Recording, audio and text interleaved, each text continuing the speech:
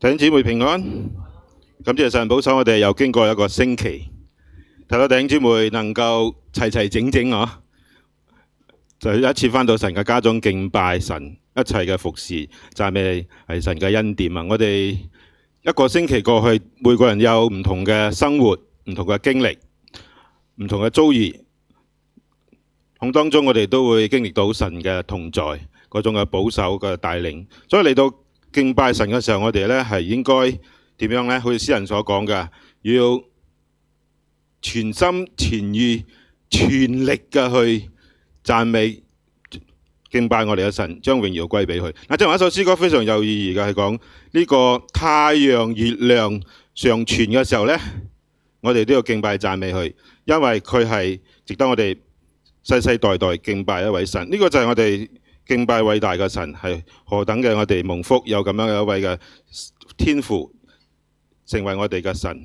我今朝早上呢，一樣嘅，我哋嚟繼續呢個希伯來書第5章最尾嗰4節第二部分就係認識基督，邁向成熟。我哋先嚟做一個仰望嘅祈禱。天父，我哋感謝你，今天早上讓我哋沒有任何嘅攔阻，再一次回到你嘅家中，回到你嘅聖所，我哋要敬拜，要讚美，要榮耀你的名，因為天上地下再沒有別的名，我哋配得我哋嘅敬拜，我哋嘅讚美。願你在今天早上在我當中都得着一切嘅榮耀。我哋將我哋今天嘅信息再一次仰望交託，願你恩膏你嘅僕人嘅口，將你所交付嘅信息講得清楚，講得明白，讓我哋聽嘅講嘅在你嘅真道上得到造就，得到幫助。將呢段時間交託仰望，祝福我哋，禱告奉主耶穌基督嘅聖名，阿們。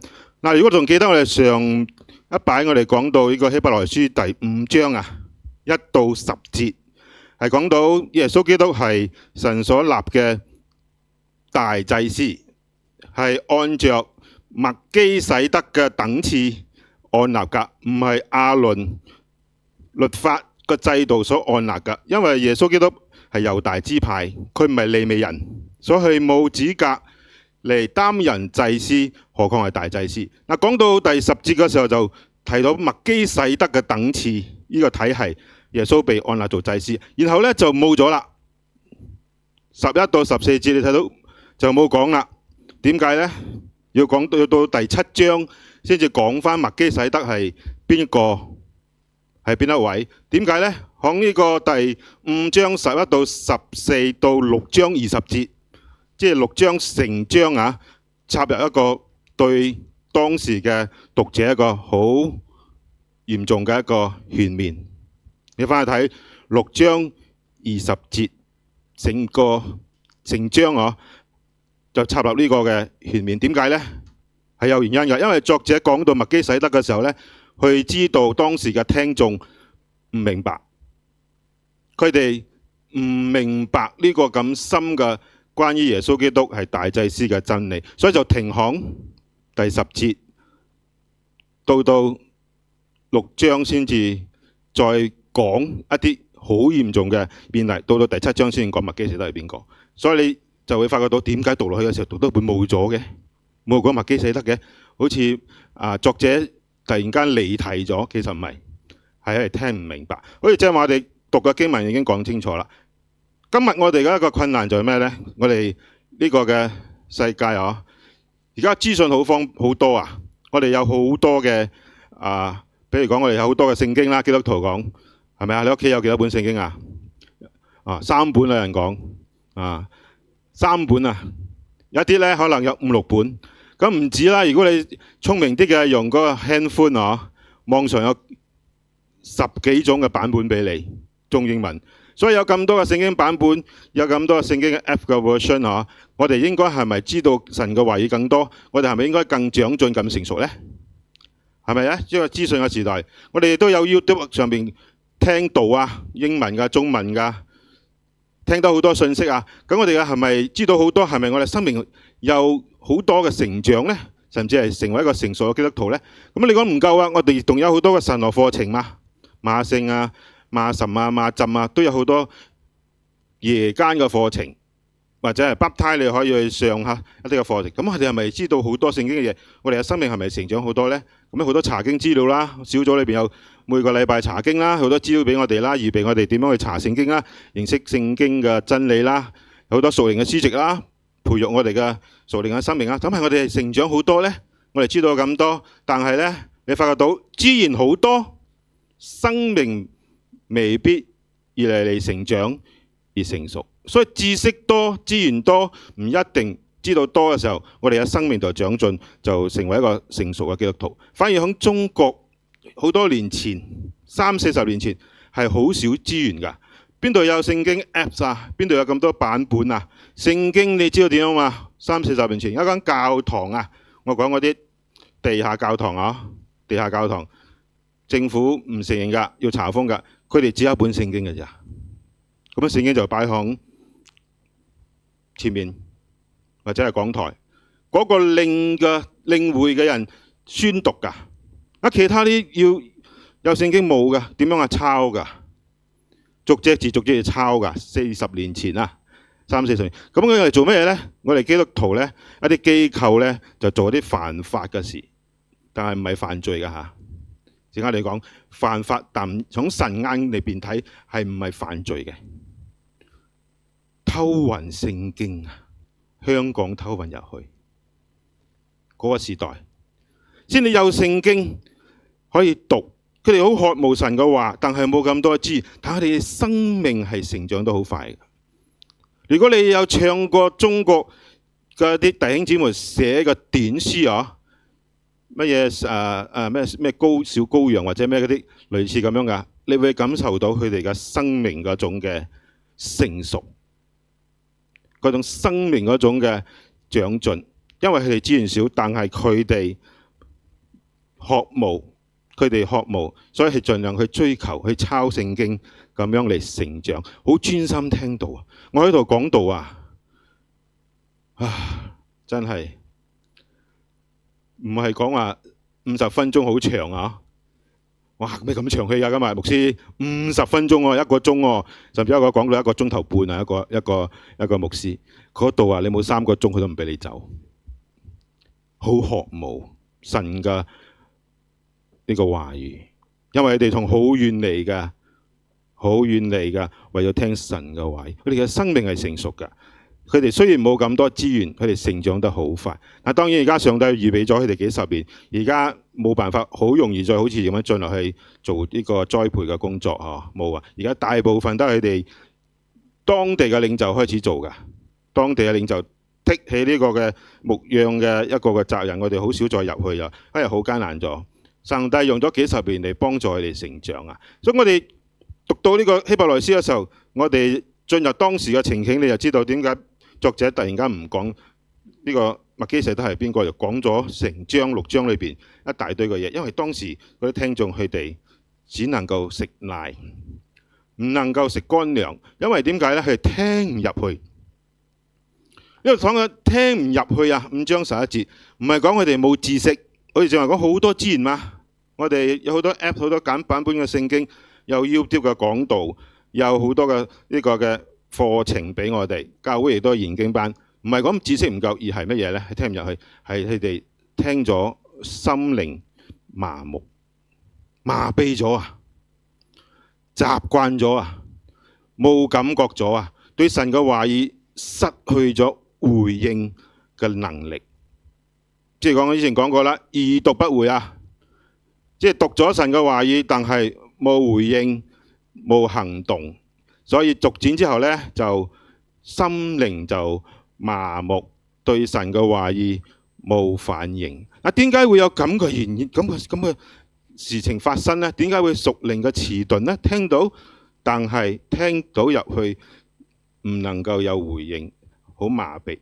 我哋心理學裏邊解釋一樣嘢，叫做咩啊？習慣化。咩叫習慣化呢？嗱，做一個試驗啦。如果你屋企呢係住響靠近火車軌道嘅附近，我以前住過啊，我細個嗰陣時住工廠啊，住工廠附近就有一條火車路啦，所以有時我哋走去火車路嗰度玩都唔知死，攞石頭嚟掟去，推嚟推去，個火車嚟，咁你就聽到個火車，你就快啲走噶啦，閃噶啦。所以你會聽到火車準時經過噶。哇，開始好嘈喎。之後一段時間之後呢，你發覺到好似聽唔到火車過喎。有冇聽到火車過啊？正話冇啊，你呢？冇啊？點解呢？火車明明準時到咗過咗噶嘛，習慣咗，聽慣咗，所以就麻痹咗，就唔覺得。所以一樣嘅道理啊，同新嚟講，點解佢講你聽唔入去呢？因為係心靈麻痹咗。又講呢啲啊，牧師成唔成啊？麻痹咗，冇回應咗。但係聽咗咁多年，上帝問有做冇啊？冇喎，好似麻痹咗咯。好似火車經過，聽到話聽唔到啊，不過聽到啲聲啦，正話會一聲，麻痹咗啦。所以好多時候我哋發覺到，我哋點解聽唔入去？點解唔明白呢？一樣嘅道理。嗱，我哋個大腦咧係咁樣嘅，點樣運作咧？會過濾啲重複嘅信息，你自動會 block 咗佢。又講呢啲，又重複呢啲，好似阿爸同阿細女講係咪？佢自動過濾咗喎，佢聽到啲聲音啫喎，個內容係乜嘢咧？係 feel 得咗嘅喎，係咪啊？即係聽到入邊嘅內容一樣嘅，佢過濾咗重複嘅信息。屬靈嘅生命又係咁樣啊，耳朵都會聽得都會麻木㗎。嗱，開始你新信主嗰幾年啊，你聽神嘅話有時好感動㗎，流淚㗎。我試過做錯咗會喊㗎，流淚悔改禱告㗎，有時動到筆記㗎。但係耐咗之後，哎呀好熟啊，啲嘢我都知道咗啦。牧師下一句講咩我都知。你睇係咪啊？就係講呢句啦，一二三，係咪麻木咗？係咪對神嘅話已習慣咗就唔會回應啦？但係過咗好多年之後，好似呢個希伯來書作者講咩啊？聽唔入去啊，係心嘅問題，冇辦法回應。嗱，你想想下，你有幾耐冇因為讀到神嘅話語而流淚呢？特別讀到響受難週嘅時候，讀到嗰個 Holy Week，讀到耶穌基督為我嘅罪受如此嘅咒詛同埋痛苦，有冇流淚感動啊？或者你有幾耐時間冇因為一篇嘅信息使到你需要悔改而被感動悔改呢？你有幾耐冇因為聖經嘅真理嘅教導、聖靈嘅光照而改變一些唔符合神嘅心意嘅決定呢？你明明知道有幾耐冇將神嘅話語實踐喺你嘅生活裏邊呢？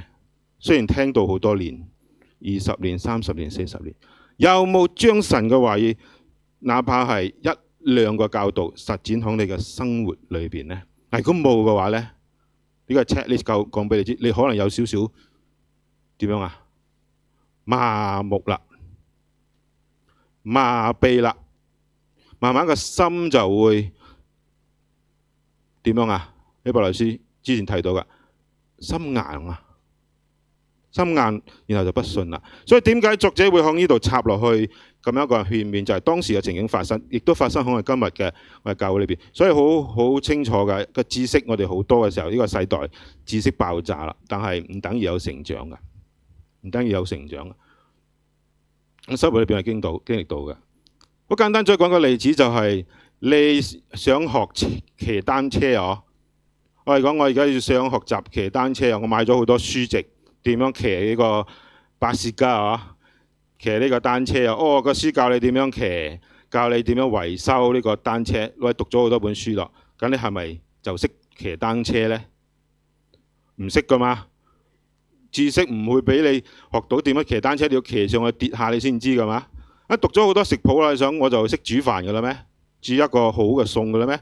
我食咗好多，睇咗好多食譜喎，亦都睇到好多煮嘢嘅 program 電視喎，咁係咪識煮呢？點解唔識呢？我睇咗咁多喎，要落手㗎嘛，當然冇落腳啦。落腳嗰就冇人食㗎啦，你自己食㗎啦。OK， 印度餐真係落腳㗎喎。OK， 所以你知道多啲，你唔敢食啊。所以你知道好多嘅知識，聖經都一樣㗎，唔代表你有實行出嚟。你冇實行出嚟，就唔能夠成為一個成長成熟嘅基督徒啊？呢個喺我哋生活裏邊講俾你知，知識唔等於成長，呢個成長一定要實行。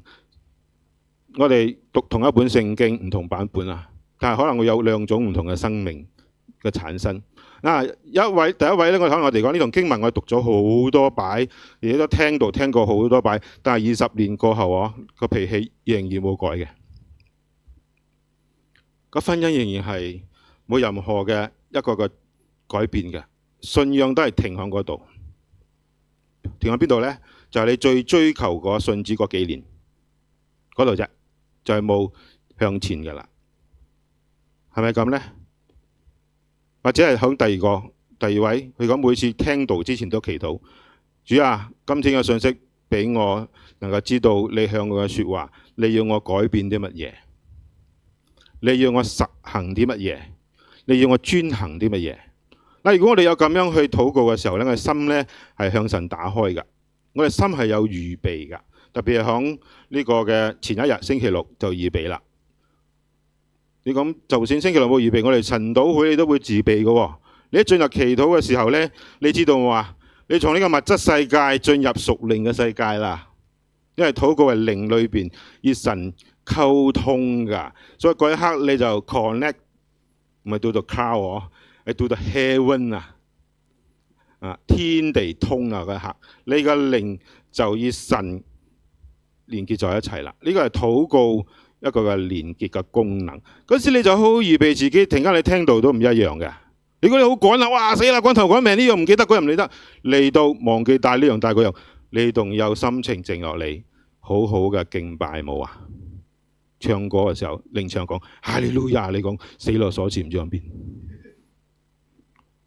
哈利路亞讚美主，我哋大聲啲，死咯，陣間唔知點翻去，會唔會啊？你係好難靜心落嚟，所以弟兄姊妹，我哋正敬拜，我哋係要預備㗎，拜六之前就係預備㗎啦。以前我哋講點樣敬拜預備啊，不單止係即係訓練呢啲領唱嘅助唱嘅服侍人員，更加預備弟兄姊妹點樣去敬拜。拜六就要預備好啦，你要着咩衫，燙好去，打咩呔，成 set 放喺櫃入邊，着咩鞋都預備好啦。要乜嘢要帶嘅放晒喺 bag 入邊，我都係咁樣噶，放晒入邊，一走就走，唔會甩漏乜嘢。呢個就係我哋預備好外表嘅嘢，心靈上我哋都預備下，聽日我崇拜瞓之前，俾我哋有好嘅睡眠，有精神，有好預備嚟到崇拜嘅時候，能夠專心敬拜讚美聽神嘅話，唔會瞌眼瞓，唔會胡思亂想，唔會牧師講佢神有障礙，人喺度靈魂唔知去咗邊度，心思好散啊！心思好散啊！有時我哋講到好靈敏嘅時候，有啲人心思好散去對住你，其實佢係冇聽緊你講咩嘅，佢人已經諗咗好多嘢嘅咯，係咪啊？所以如果你咁祈禱嘅時候，我哋翻返嚟啊，你過幾年之後你發覺到話你成長啦，你睇到啲人去帶領查經喎，佢信主3、5年啫，咁去帶查經喎，究竟咩事啊？我要識得關懷新人咯，係咪等住人哋關懷喎？佢要關心新人，有新朋友嚟同佢傾偈啊，關懷佢啊，鼓勵佢啊，等樣喎。跟住佢仲會參與教會嘅服侍，信主幾年啫。如果佢繼續追求，佢就係有咁樣一個成長，因為佢聽到好用心。耶穌唔係講咗個比喻，係比喻之中最重要嘅、最基礎嘅一個比喻嘅基礎嘅，就係撒種嘅比喻。佢所有比喻裏邊最基礎性嘅一個耶穌嘅講道嘅一個比喻，就係撒種4個田地，路邊嘅、淺土嘅、石頭嘅，同埋一個好嘅心靈嘅。好嘅心靈就係講我哋預備好個心，預備好領受神嘅道。好嘅預備咗出嚟嘅果效都有唔同㗎，好田都有唔同嘅果效，有30、有60、有100。好多時候就喺第一層裏邊撒向呢個路邊㗎，發生咩事呢？有飛鳥嚟將嗰個種子食咗啦。嗰個種子就係神嘅道，飛鳥耶穌親自解釋就係魔鬼，就將你聽到嘅道每個主日食咗啦。所以你覺得聽到啲乜嘢啊？點解冇咩印象嘅？食咗咯，魔鬼攞走咗咯。耶穌講嘅比喻，所以你見唔到、聽唔到、睇唔到神嘅嗰個作為。咁而家有科技幫助我哋啦，我哋就有 YouTube 咯。但可惜我哋 YouTube 都係得我哋自己人睇嗬，得我哋自己人睇，冇俾咁多人睇。但我哋自己人都唔睇喎，有時再唔睇咁，不如冇錄咯。唔使錄咯。OK， 4種嘅土田地，你係咪有預備心？如果冇嘅話，你就係第一個20年脾氣、婚姻、信仰、生活、生命都係停滯喺嗰度嘅。所以點解希伯來書作者講到第5章第10節就停啦，11節到6章20節成章講啲好嚴厲嘅嘢。嗱，第6章你一定要聽啊！因為呢個係所有聖經裏邊最難解嘅一章啊，最難解嘅一章啊，所以你唔聽嘅話，你就錯過咗呢個好重要一個真理。好多人都唔解啊，有好多人都唔同嘅解説㗎嚇，去解釋㗎。所以我哋要注意嚇，唔好聽唔入去，唔好心靈麻痹，要心時常向上帝敞開㗎。咁樣我哋就從呢個食奶到食乾糧啦。嗱，呢個希伯來書作者喺12章12節到13節去講，我哋原本聽到咗幾十年，應該係做咩㗎？做老師㗎啦，主學老師啊。但係咧，佢哋仲係飲緊奶。嗱，咩叫做飲緊奶咧？即係唔係真係講飲食嗰啲物質嘅奶嗬？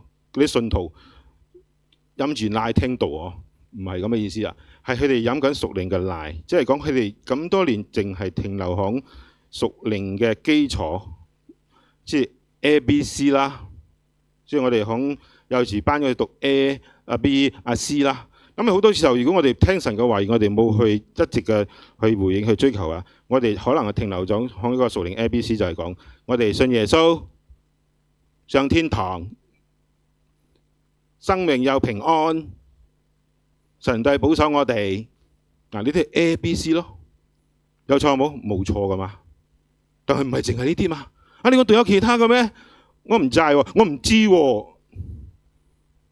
咁呢個咪仍然停留喺飲奶嘅基礎。嗱，呢個係我哋信主之嗰個初期係應該係飲奶噶嘛，係咪？我哋應該係知道呢啲嘅。嗱，呢度講咧係講信，呢度作者講係已經聽到好多年噶啦，係啊，應該係做老師噶啦，但係仍然係喺 A、B、C 就唔啱噶啦，就唔啱噶啦。所以點解作者你就明白要停喺度唔講啦？到第7章先講麥基洗德。到佢哋能夠食乾糧啊！呢個乾糧就係更深嘅認識耶穌基督。最少4福音書讀過啦，知道耶穌嘅身份，佢做過啲乜嘢，講過啲乜嘢，係咪？4福音書就係記載耶穌講過啲乜嘢，做過啲乜嘢，係咪啊？咁耶穌行過咩神蹟，講過咩教訓，咩比喻？呢個係初步了解啦，跟住再深入去嘅就進入希伯來書咯、啟示錄咯。嗱，嗰啲就係乾糧啦。嗱，喺呢度咧，作者要講嘅呢個食乾糧咧，咁深認識基督咧，係特別指佢係大祭司樣嘢。所以第7章就講得好清楚啦，就講到好清楚。所以呢度暫停咗，因為佢哋暫時預備唔到，未能夠領受。所以我哋一個目標啊，就係要明白神嘅心意，我哋唔好永遠食奶嗬。我哋又要食乾糧，就係要長大成人，好似以弗所書4章裏邊所講嘅，我哋要長就有滿有基督長成嘅身量，長大成人有基督長成嘅身量，喺身體上、喺呢個理性上、思想上，都係一個成熟人嘅身量。呢個係上帝俾我哋嘅一個嘅目標嚟㗎嚇。我哋所有信主咗，從飲奶嘅屬靈嘅嬰孩，慢慢咧變成一個成人，屬靈上嘅成人，我哋可以食飯啦。有好多時候我知道啊，教會講到書卷嘅時候咧，有好多人好難食，食咗落去消化不良，cannot digest 哦，cannot digest咗。但係點解一定要講？喺我朋會裏邊一定揀咗呢個一定要有講釋經講道，一卷書卷一卷書卷講。雖然好多功夫要做，聽嘅時候唔係個個都願意聽到底，但係聽到底嘅時候，你會對一本書有整體性嘅一個了解。咁日子多咗嘅時候，你對神嘅話語就有乜嘢啊？一個好深嘅整體性嘅系統性嘅一個了解，你就唔係一個糊裡糊塗嘅基督徒，你亦都唔會係再飲奶㗎啦。所以一定係要咁樣去花功夫去嘅。你咪同一個被餵養 BB 餵你食奶嗬，到以後你餵其他人啦。一個被餵奶嘅，佢大咗去餵其他人啦。我以前講浸信會服侍嘅時候啊，第一間浸信會啊，佢有好好一個傳統啊。你講嚟浸信會一個傳統咧，所有嘅弟兄姊妹啊，只有2個身份。你哋應該比我更加熟悉啦嚇，你哋都係響浸信會㗎，係咪啊？冇響其他教會過嚟㗎啦，係咪？全部都係浸信會㗎嚇，其有 BC 過嚟大部分。有2種身份啫，你講信徒咩身份啊？好彩我哋係同一個 channel 啦嚇。如果唔係我講另外一個，你講另一個，唔係咁啊。係啊，你唔係做老師，你就做學生㗎啦，係咪一個優良傳統嚟㗎？咁我呢個就係聖經講，我哋要從一個俾人哋餵養啊，啱啱信主啊，餵我哋食啊，即係帶我哋查經啊，教我哋禱告啊，教我哋點樣侍奉啊，咁樣一個初信被餵養者，經過成長食奶變咗食乾糧，我哋可以成為餵養其他人啊，即係我哋去栽培其他人咗。呢個係神要我哋成長嘅目標，一個嘅方向嚟㗎，就係一個有基督嘅長成嘅新娘。咁我哋就可以不斷嘅成長，教會就不斷健康嘅一個發展。我哋應該成立一個健康成長型嘅一個教會，有一個咁嘅文化。真係人哋講教會華文翻譯都好啊，咩叫教會呢？有冇聽過啊？咩係教會呢？教會就係個地方，教咗你就會嘅，教2年就會啦，就叫教會啊。教咗你就知道嘅，教2年就會嘅一個地方，就係栽培我哋一齊嚟服侍，明白神嘅心意、傳福音嘅一個地方。所以呢個一定係教會係要咁樣一個目標，幫助我哋持續成長嘅，幫助我哋讀經，鼓勵我哋禱告，鼓勵我哋服侍。我哋嘅小組就係教導我哋彼此服侍、禱告同埋學習神嘅話語。教會崇拜亦都係一樣，喺當中我哋學習禱告、學習嚟服侍、學習嚟敬拜。如果咁樣教導神嘅話語，我哋慢慢聽去行嘅時候，唔麻痹嘅時候，我哋就成為一個成長成熟嘅人。我哋就成為老師啦，我哋成為其他人嘅栽培啦。好多門徒一代一代栽培出嚟。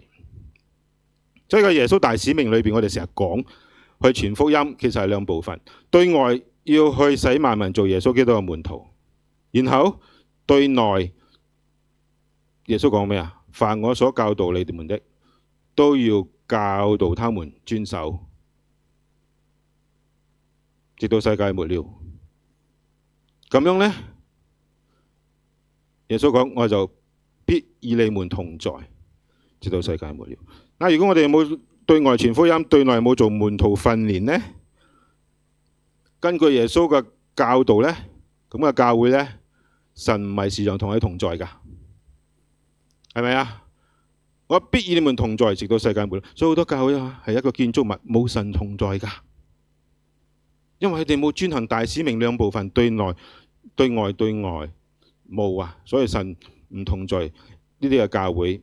呢個燈台，上帝將佢攞去，呢個就係啟示錄裏邊所講嘅。所以教會應該係一個地方俾我哋不斷嘅學習成長。14節講咩啊？心竅習練得通達。成熟人有另外一個嘅佢嘅特徵啊，就係能夠分辨善惡。今日你能夠分辨善惡冇啊？能夠分得清黑白冇啊？我識，但係而家社會好複雜，除咗黑與白之間呢，仲有灰啊！好多基督徒教會領袖喺灰色地帶裏邊賺錢做生意，而且撈到風生水起。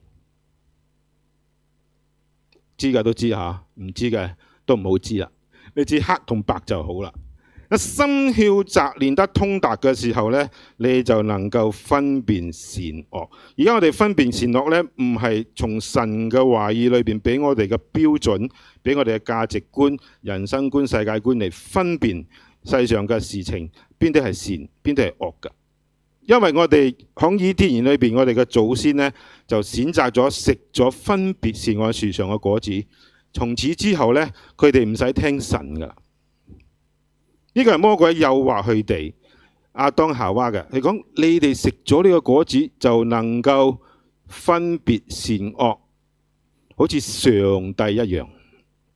意思講你哋唔使再聽神講咩係啱咩係錯。你食咗之後，你自己認為呢個係啱就係啱嘅，呢個係錯就係錯嘅。嗱，今日美國嘅社會呢就好體現一樣嘢，咩係啱咩係唔啱，咩係善咩係惡，我嚟分。我嚟定，所以弟兄姊妹，我哋要知道啊，有啲嘢係犯法嘅，但係喺神眼中係唔犯罪嘅；有啲嘢係犯罪唔犯法嘅，喺上帝裏邊睇到佢雖然唔犯法，但係犯罪嘅。而家你分得到冇？分得到冇？走私聖經喎！我喺中國，我都係第一擺做犯法嘅嘢，偷偷地入去地下神學院教神學喎，偷得去地方地下教 underground 出度講道喎。結果我翻咗去個幾月嗰度冚晒喎，第二擺去啦嚇，去另外一個地方河南啊，冚晒啊成個神學院。啱啱帶咗啲20幾千個 mission fund 去幫助佢哋買嗰啲暖氣機、冷氣機，全部俾公安攞走晒。俾咗幾十萬嘅租，因為嗰度租嘅地方好大嘅一個藝術學院。佢哋嗰度租係一俾成年嘅租金，咁樣應該舉報係嗰個弟兄咯，租俾起嗰個啦。因為河南啊係中原之地啊，三國嗰時候好多詭計。河南係三國裏邊個中原之地，曹操同諸葛亮去打嗰陣時，逐鹿中原嗰個地方就係河南喺嗰度，一冚晒咯，全部嘢清袋咯，清晒袋咯，真係而家冇辦法咯，分咗周圍啦，唔可以再有一個基地，因為好傷元氣，好傷元氣。嗱呢個就係好多時候犯法，唔一定犯罪嘅。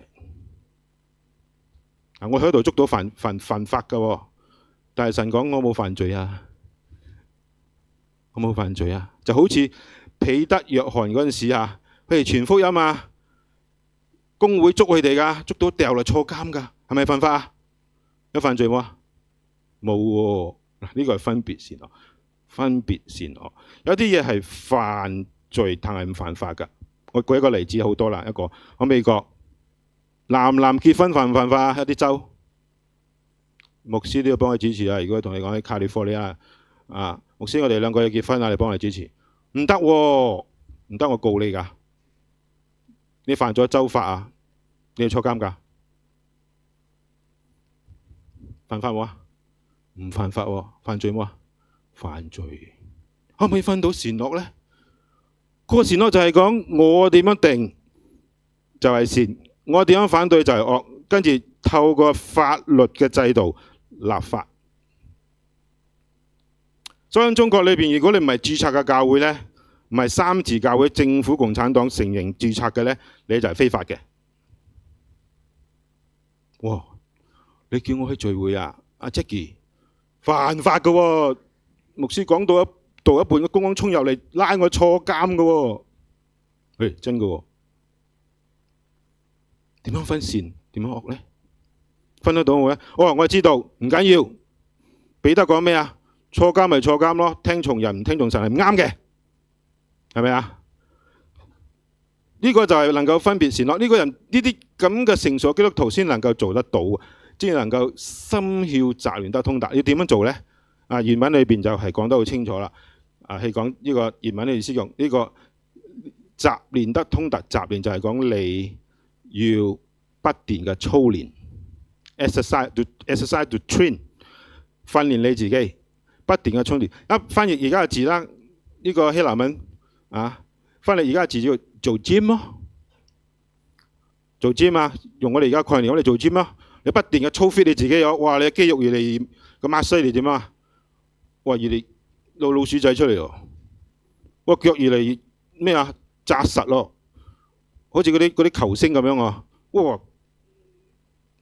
鋼鐵咁樣啊，金剛腿啊，係咪啊？你練到好健康、好結實，係咪要不斷嘅去操啊？做 gym 啊？嗱，呢個字就係咁樣咯，原文。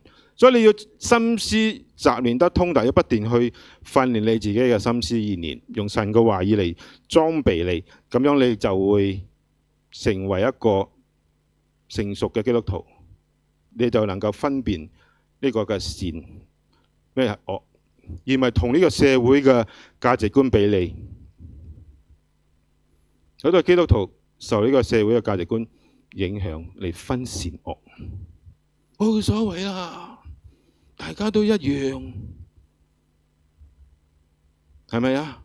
教會都一樣啦，要乜嘢啦？咁你咪同流咯，合污咯，最後你要分辨善惡啊！所以每日操練咧，你先至會慢慢嘅成為一個心竅得通達、分辨善惡嘅。佢唔會一日之間發生㗎。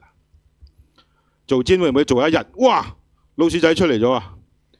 做2日，哇！好似嗰個 Terminator 個阿諾辛斯咩新力加咁樣啊，咁大隻啊？冇㗎，你問佢，佢好細隻㗎。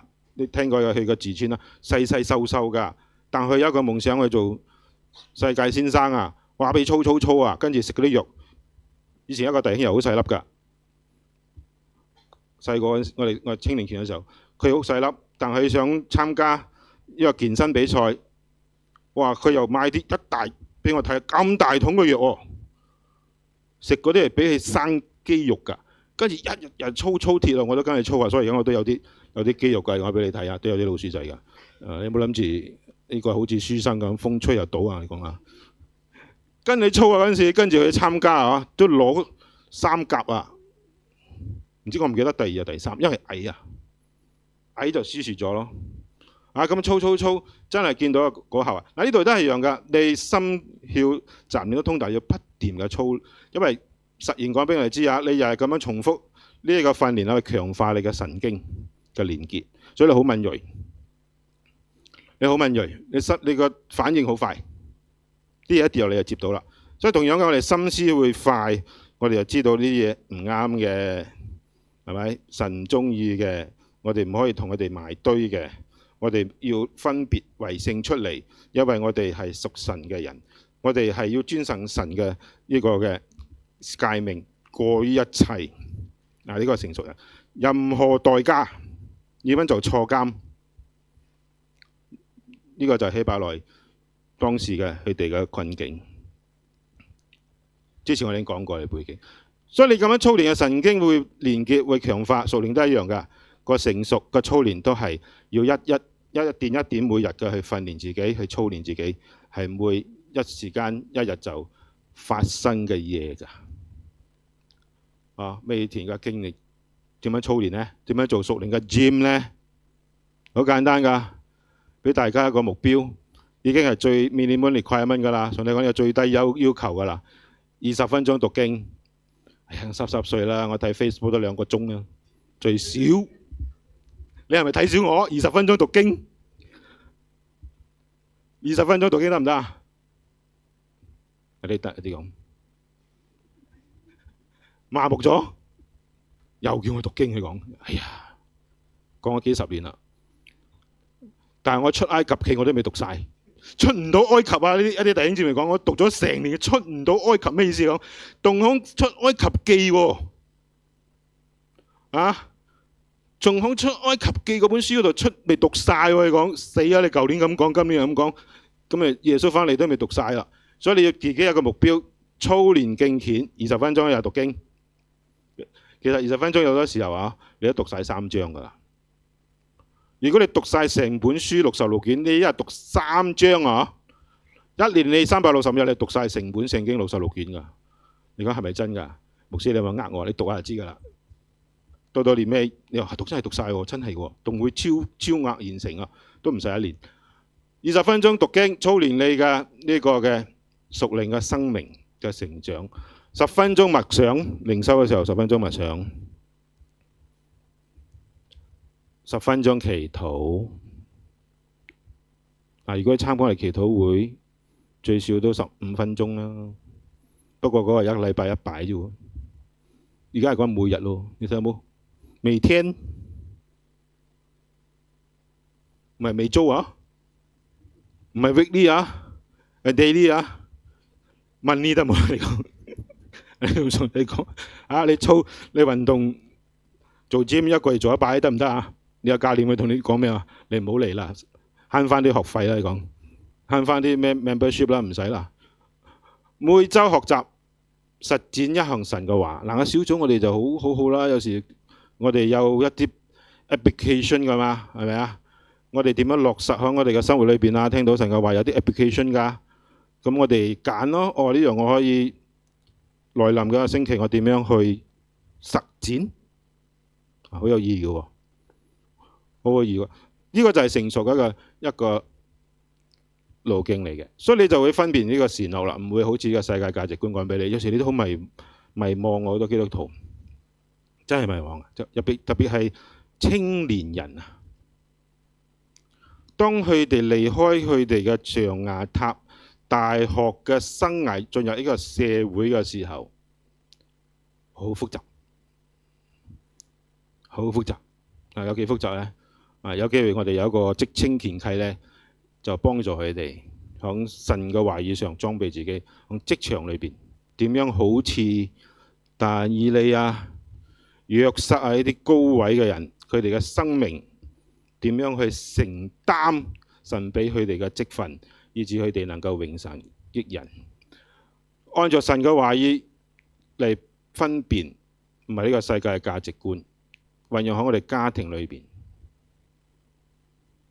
家庭我講過㗎，我哋好似又注重教育，專揀禮拜去補習，學鋼琴、芭蕾舞係嗰段時段，下晝唔得嘅。咁你分辨呢個係啱或者唔啱嘅，善或者唔善嘅咧？唔講惡啦，唔係講惡啦。職場，我曾經嗰份工禮拜要做我都唔做啊！白心日禮拜要做啦，我負責嗰個唔好講啊，有6個費事。OK， 冇講咁多呢啲咁樣嘅生活嘅見證嘅嘢。喺職場上係咪要忠心做一條數？嗰條數係咁㗎。因為教會都唔忠心啊！我同你講，唔係我哋間教會啊，其他教會條數做到爛㗎，咁樣唔緊要，冇人會理嘅。所以利是咧係唔利是嘅，所以可以做利是。呢個係我鬧佢哋嘅。金錢方面，神嘅錢冇忠心去管理。人際關係呢，點樣啊？可唔可以分到善或者惡啊？你要識得分得到啊！呢啲唔好搞笑啊！嗰啲損友啊，會帶壞我哋啊！好多呢啲吸毒啊，就俾我哋嗰啲神樂院又好，教會有啲好戒毒中心前有做，咪唔交損友咯。佢識到啲唔三唔四嘅朋友啊，咪帶咗去吸毒咯，然後俾毒品佢咯。而家嘅毒品咧，唔係好似我哋咁樣嗰啲咩海洛因啊，呢啲咩咁樣啊，係咩啊？搖頭丸啊、輝仔啊、五仔啊，喺嗰啲 pub 嗰度就俾你食㗎啦。食咗咪控制你咯，你就幫佢攞貨咯，跟住你冇錢，咪叫你做呢樣做嗰樣咯。嗰啲壞嘅朋友唔好識，經驗講俾你知，一定帶你荷蘭。嗰啲係叫最佳損友。你係咪識得分別善惡？佢對我好好喎，又係請我食素司喎，仲唔係普通素司肉嗰啲咩啊？奧馬加西啊，係咪叫奧馬加西啊？哦，奧馬加西你知道冇？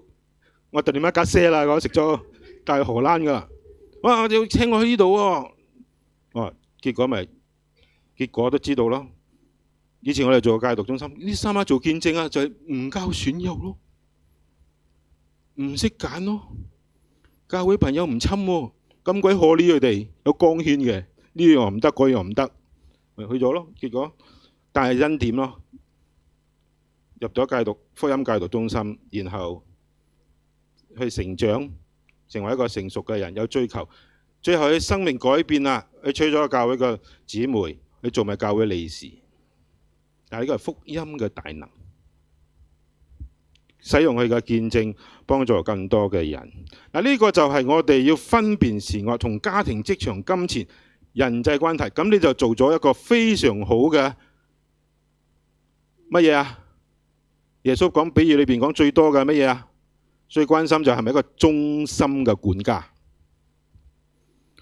好多人唔知道忠心嘅管家就係講嚟講係講忠心又良善嘅僕人啦，冇講到一個有見識嘅僕人喎，只有出現一擺啫。又忠心又良善係唔夠嘅，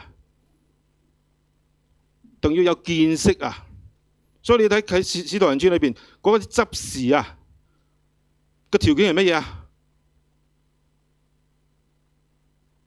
啊？要聖靈充滿呀，生活有見證同埋有智慧㗎，按手喺身上能夠嚟管理神嘅話語，你一定要有分別善惡嘅嗰個邊啲係好，邊啲唔好嘅。如果唔係，就好多嘅問題，好多嘅人俾你唔同嘅標準，呢個世界俾你好多嘅嘢，我哋就活唔出一個分別為聖嘅一個基督徒嘅生命。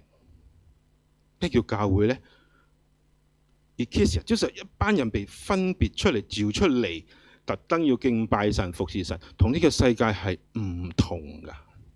嗰個就叫做教會。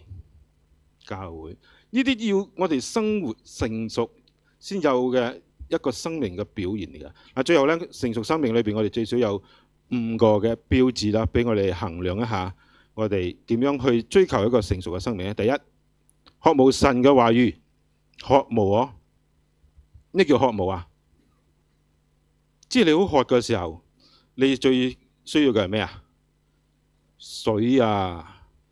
冇水我死啊！好渴啊！呢個生命靈命有冇咁飢渴呢？好似啱啱上次嘅時候，哇！我真係好飢渴神嘅話語，我睇好多書哦，我要學習神嘅話語，讀神嘅話語，就好似好飢渴嘅人，餓咗好耐，渴咗好耐嗰種嘅慾望，有唔有呢？有嘅話，就係邁向成熟生命嘅第一步。第二呢，認識基督嘅真理。呢度講當然基督嘅真理好多啦，咁多聖經裏邊嘅教導，四福音書、保羅啊、彼得嘅。呢度講嘅特別係大祭司嘅職分，我哋第7章會講啲啊。第三，實踐真理嘅教導。第二嗰度再呼籲一下啦，我哋有聖經班嘛，嗬，我已經停咗3個禮拜又開會啊。下個主日我哋又開班啦，以弗所書第2章。嗱，你估真係要成熟成長呢？歡迎你參加以弗所書，打下廣告先啊！參加以弗所書，我哋一齊嚟認識聖經真理。第三，實踐真理嘅教導。小組裏邊一直講噶，我哋要點樣去 apply 喺我哋生活裏邊，唔好淨係聽到。耶穌講：你聽，然後去行。咁嘅人呢，就好將間屋建喺磐石上，風吹雨打去都唔會倒塌。凡聽到我嘅教導唔會行嘅，就好似間屋起響邊度啊？沙土上，風吹就倒塌啦。所以好似我哋生命經唔得考驗，少少挫折，我唔嚟啦。下個禮拜你領唱啊，我唔唱啦。咩事啊？俾我得罪我。我請你祈禱散會啊，我唔祈啦。好激氣啊！咁樣嘅喎，咁啊點樣成熟邊度有咧？好難分辨好多嘢，從生活上同落到生活裏邊，你冇辦法。嗱，到最後咧，我哋一定要成為一個能夠栽培其他人嘅人。而家你做得最多，你係邊個？你知冇啊？栽培下一代啊！直銷公司啊！直銷公司啊！有入過直銷冇啊？你搞個 network 係點樣搞噶？你帶人嚟，我裝備你；你帶人嚟，你裝備佢，跟住佢再帶人嚟，再裝備佢，咁咪一層一層層落哦。哇！你睇一個帶一個，嗰個又帶一個，當然人哋唔會帶一個噶啦，係咪啊？帶得越多越好啊！你睇個網絡幾大你知冇？Multiply effect， 教會都係咁樣。呢個平時邊度出嚟嘅？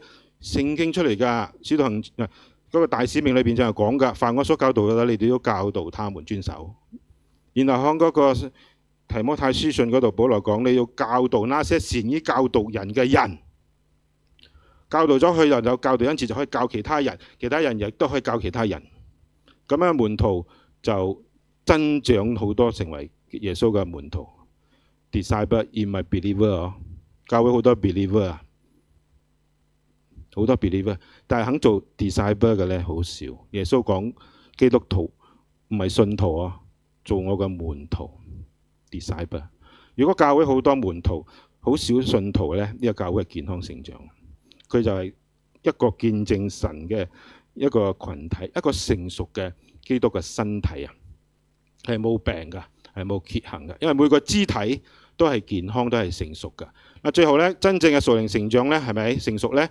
唔係擁有更多嘅知識，而係更深認識耶穌基督，不斷嘅實踐我哋可學習到嘅真理，喺生活中活出順服。能夠分別善惡，根據神嘅呢個屬性啊，分別善惡嘅一個生命。所以認識基督係我哋永遠嘅大祭司，係一個成熟嘅根基嚟㗎。另外效法佢係成熟嘅道路㗎，嗰條路嚟㗎。嗱，榮耀佢呢係我哋達到成熟嘅一個終極嘅目標。我哋成日都講榮神益人，呢個就係神俾我哋嘅一個計劃。最後我哋講啦，聽咗咁多道，我哋有咩回應呢？你有咩行動呢？今日開始你係咪立下新志？我願意今年裏邊更加認識基督，邁向成熟嘅一個目標。有冇咁嘅心志立下呢？跟住你講我願意咁認識呢位永遠嘅大祭司，要嘅話你就讀希伯來書啊，多啲讀。第三，你願意效法佢冇呢？點樣效法大祭司啊？獻祭啊？殺牛殺羊啊？唔係嘛？大祭司我哋講代求嘛。咩叫代求呢？咪喺聚會裏邊，喺小組，喺禱告會裏邊參與埋一個大祭司代求嘅工作嘅服侍咯。嗱，其實我哋參加固定嘅聚會、一祈禱會，我哋都做咗大祭司嘅職份咗啦。代求嘛，守護國家，我哋嘅肢體教會嘅需要，你係咪願意咁做咧？講我願意。兩個揀一個，或者兩個都參加。知唔知我哋有兩個祈禱會啊？一個喺線上嘅拜三，好少人嘅；一個係9點嘅，喺個房際嗰度嘅。咁你可唔可以講我一個揀一咧？講牧師你又睇小我啦，兩個唔得咩？兩個最好嘛。呢個咪大祭司嘅一個效法佢嘅職份嘅服侍，係咪一生願意榮耀基督做我哋人生嘅目標咧？好多時我哋冇嘅，我哋一生嘅目標係追求我自己得榮耀啫。係咪啊？我想達到依家公司某個職份，冇話職位。社會教你要 career branding 啊 ，career branding 啊，職場策劃，即係講你30歲前你要到達呢個位，你要做啲乜嘢，然後你得到呢個位，你就有嗰個尊榮咯。嗱，呢個冇錯噶嘛，呢個冇錯，呢個一定係有咁嘅目標。但係你一生裏邊淨係為咗呢樣咁短暫嘅嘢，你冇咁長遠永恆嘅你嘅人生嘅使命，就係榮神益人。如果你達到咁高嘅位，你冇榮耀神、祝福人，有咩意義呢？從上帝嚟睇 nothing， 永遠就算你有11、12個零，冇咗個一 nothing is zero。個一係咩呢？耶穌基督，耶穌基督同埋個國度，你係咪願意呢？所以弟兄姊妹，最後勸勉大家，我哋唔好再停留喺屬靈嘅幼年，就係飲奶嗰個階段，要在耶穌基督裏邊長大成熟，滿有基督長成嘅呢個新娘，咁樣就係滿足我哋天父、我哋耶穌基督嘅嗰個心，佢嘅旨意。讓我一齊嚟禱告。主，我哋感謝你賜俾我哋寶貴嘅話語，使我哋打開我哋閱讀，我哋聆聽你俾我哋嘅信息嘅時候，我哋就明白你嘅心意。你嘅心意今天早上向我哋敞開，使我哋知道你願意我哋每一位實神嘅兒女離開呢個道理嘅開端，離開呢個屬靈真理嘅 ABC， 我哋要竭力嘅追求，好似保羅，好似其他嘅聖徒一樣，認識耶穌基督為我哋嘅至寶。我哋感謝你成為我哋嘅大祭司，永遠為我哋嘅代求。我哋今天我哋都要效法你，讓我哋有心志，亦都成為用禱告服侍代求其他嘅人。願你幫助我哋，在我哋新嘅下半年裏邊立下新志，我哋願意更加嘅追求，向着屬靈成熟呢個方向，呢個目標嚟邁進。你賜俾我哋恩典，使我哋能夠喺你所設立嘅教會嘅唔同嘅聚會裏邊，無論小組、祈禱會、主日崇拜、研經班，我哋都能夠參加，或多或少在當中有所得着，有所成長，以致我哋能夠長大成人，能夠分辨善惡，唔會俾呢個世界嘅價值觀，唔會俾異端邪說嚟俘虜我哋離開你嘅真理。保守我哋將你嘅話語常常嘅藏在我哋心中，成為我哋生命嘅光、生命嘅亮，路上嘅呢個指引。新嘅星期你都加添我哋力量，俾我哋弟兄姊妹能夠靠你嘅話語，靠你嘅聖靈嘅能力，能夠得勝有餘。祝福我哋禱告交託感恩，奉主耶穌基督嘅聖名，阿們。